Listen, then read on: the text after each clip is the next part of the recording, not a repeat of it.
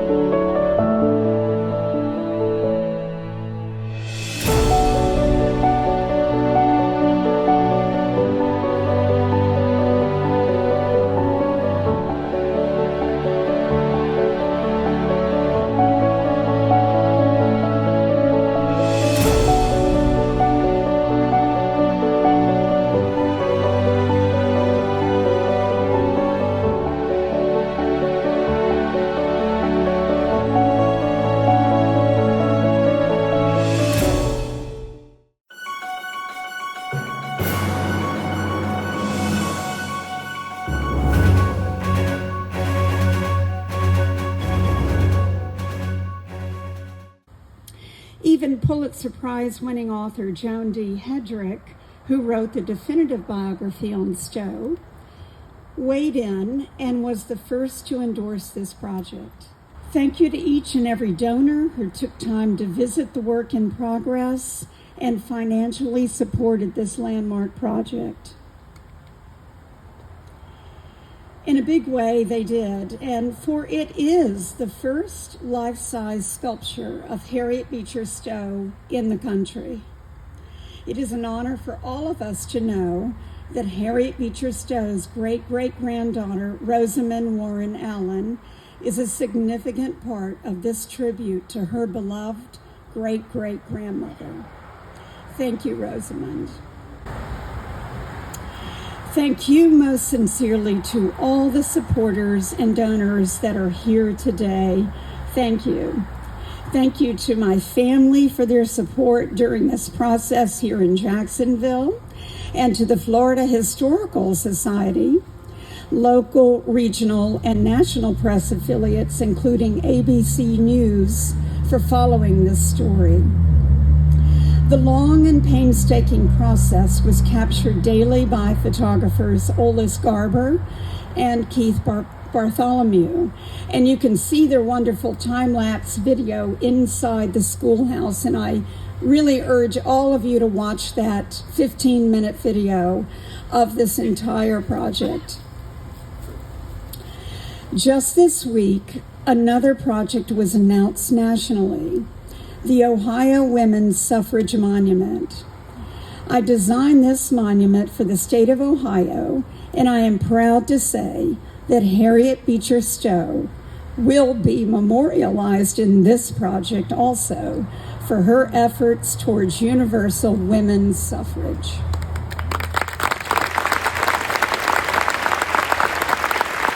From a young age, I admired this woman who achieved heroic status in my mind. And I grew up just a short bike ride from the community club, the last remaining vestige of her presence here. Later, I lived right next door to the community club, where the Harriet Beecher Stowe Pavilion is standing today. About 3 years ago, I first conceived the idea of creating an interactive sculpture, as Michael Boland pointed out. That's an important part of this piece.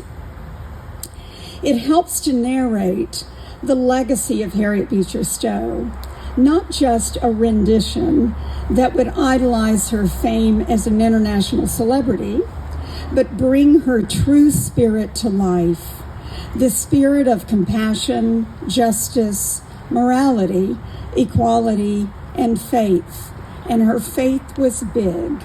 I want to also thank the Church of Our Saviour and Reverend Joe Gibbs, who blessed Harriet before she traveled to the Bronze Foundry in North Carolina.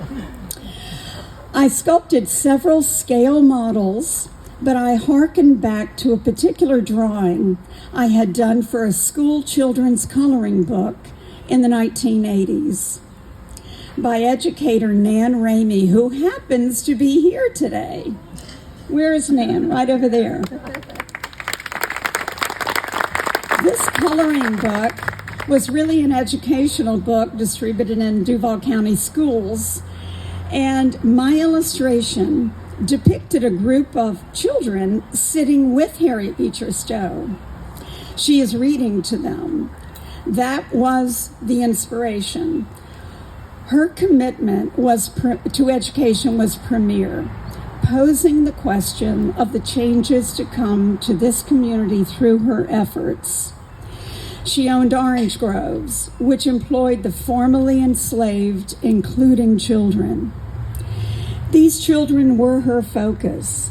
So imagine 2 children finishing their work shifts of harvesting oranges. They are poor and illiterate. She engages them in a warm and endearing manner and gives them slates and chalk to follow her instruction. They sit on an upturned orange crate, And for the first time, these children write their names, Eli and Sam. That pivotal moment is captured in this sculpture and leads to a broader narrative of the establishment of schools to be built later in Mandarin. Now let's applaud the models. Evan Wilson, a descendant of World War II veteran and longtime postmaster Walter Anderson, one of the oldest African American families in Mandarin. The Walter Anderson Park in Mandarin commemorates his legacy.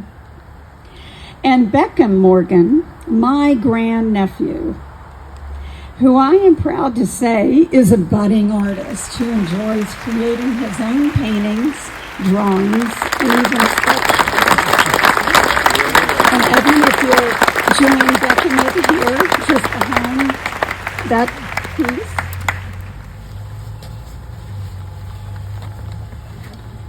And as Brenda is taking her place alongside Harriet Beecher Stowe and Mandarin, I would also like to welcome the following to take their place as well.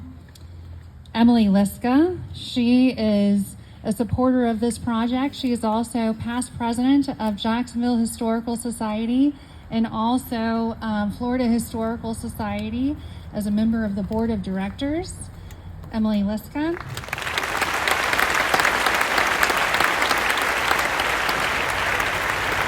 I'd also like to welcome Dr. Pat Plumley and Sandy Arpin, and Councilman Boylan and Daryl Joseph,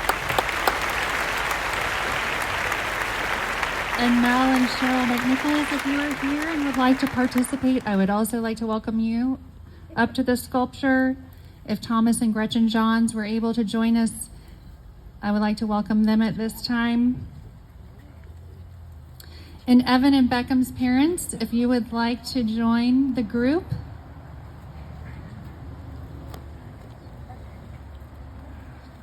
So in just a moment, we will be unveiling Harriet Beecher Stowe and Mandarin. Not yet, though. Wait for me. After we do the official unveiling, we welcome you all to visit with Harriet and the boys, take photographs, speak with Brenda. Too long. And then I would also invite you, as Brenda mentioned, to view the time-lapse video of the creation of Harriet Beecher Stowe and Mandarin. It is playing in the 1898 schoolhouse over here to my left, and that is brought to you courtesy of Olis Garber.